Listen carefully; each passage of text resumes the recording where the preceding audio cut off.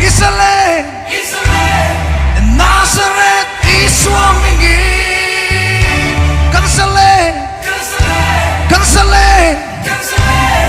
Nat na song lakata, Israel,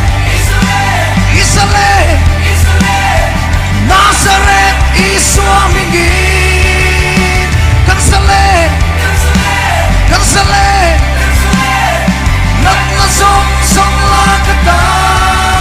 Hallelujah, Kansale.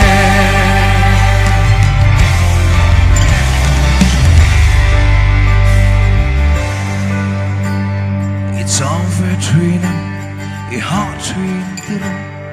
Heart soul na isuan ang agarengse.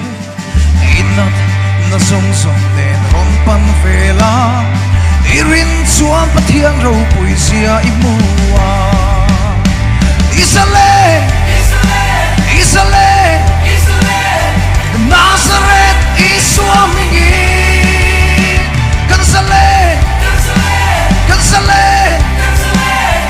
Nat na song lakata. Hallelujah, Kansale. Akal san siem imal train diro mga itu isuan anaralaw se iharsan na songso silfay turi Calvary at hisen tiang 5 buwan.